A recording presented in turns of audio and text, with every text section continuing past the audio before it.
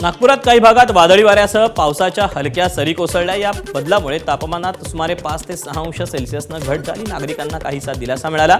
नागपूर वेधशाळेनं पुढील 2 ते 3 दिवस विदर्भातील काही जिल्ह्यांना अवकाळी पावसाची शक्यता वर्तवली आहे।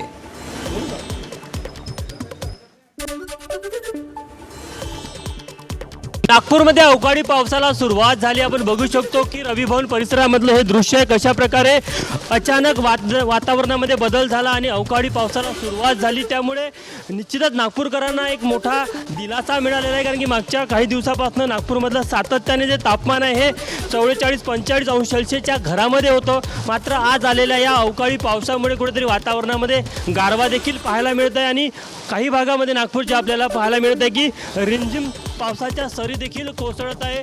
निश्चितच या पावसामुळे वातावरण हे अत्यंत आल्हाददायक झालेलं आहे आणि कुठेतरी जो उकाळा होता, कडक उष्णतेच्या लाटा होत्या, त्यापासून कुठेतरी नागपूरकरांना दिलासा मिळाला आहे। नागपूर वेधशाळेने जो इशारा दिला त्यानुसार पुढचे 2 ते 3 दिवस विदर्भातल्या काही जिल्ह्यामध्ये अवकाळी पाऊस होण्याची शक्यता आहे। त्यामुळे निश्चितच शेतकऱ्यांसाठी देखील एक चिंतेचा विषय आहे। मात्र असं असलं तरी आजच्या या पावसामुळे कुठेतरी नागपूरकरांना मात्र तापमानापासून उकाड्यापासून दिलासा मिळताना पाहायला मिळत आहे।